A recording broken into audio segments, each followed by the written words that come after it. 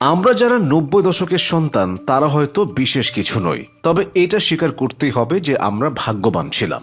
আমরা যেমন চিঠি লিখেছি তেমনি ভিডিও কলেও কথা বলছে। আমাদের ছোটবেলায় আমরা হাতগুলো জামার ভেতরে ঢুকিয়ে রেখে বলতাম আমার হাত নেই। আমাদের সময়ে একটা কলম পাওয়া যেত যার ৪ রকমের কালি ছিল, আর এই কলমটা যার কাছে থাকতো তার ভাবসাবি থাকতো অন্যরকম।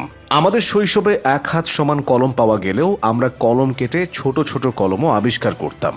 কাউকে চমকে দিতে আমরা দরজার পেছনে লুকিয়ে থাকতাম।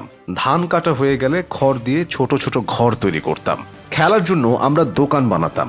ধুলাকে চাল আর কচুর ডগা কেটে মাছ মাংস বানিয়ে সেখানে বিক্রি করতাম। টাকা হিসেবে থাকতো জাম পাতা ও গাব পাতা। আমরা রাতে হাঁটার সময় ভাবতাম আমি যেখানে যাচ্ছি চাঁদটাও আমার সাথে সেখানেই যাচ্ছে।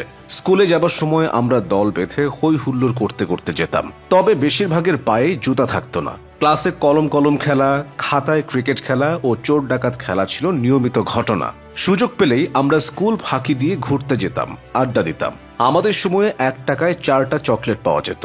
১ টাকার রঙিন বা নারকেল আইসক্রিম কিংবা হাওয়াই মিঠাই খেতে না পারলে দিনটাই খারাপ যেত। আকাশ দিয়ে প্লেন বা হেলিকপ্টার গেলে আমরা সবাই দৌড়ে খোলা জায়গায় জড়ো হয়ে আকাশের দিকে তাকিয়ে থাকতাম। স্কুল ছুটি হলে দৌড়ে বাসায় আসতাম মিনা কার্টুন সিসিমপুর দেখব বলে।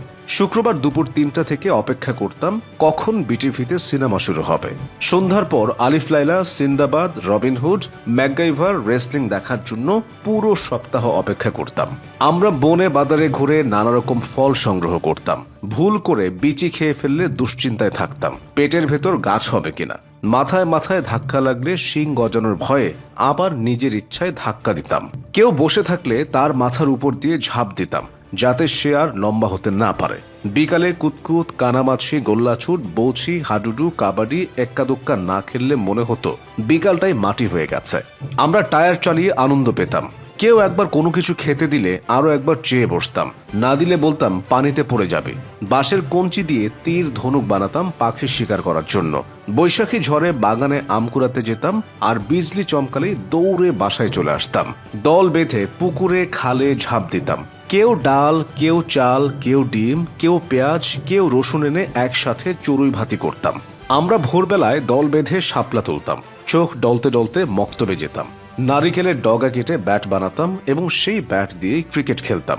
জাম্বুরা পেরে সেই জাম্বুরা দিয়ে ফুটবল খেলতাম। ফাইনাল পরীক্ষা শেষ হলে সকালে পড়া থাকতো না। এত মজা লাগতো যে তা বলার বাইরে।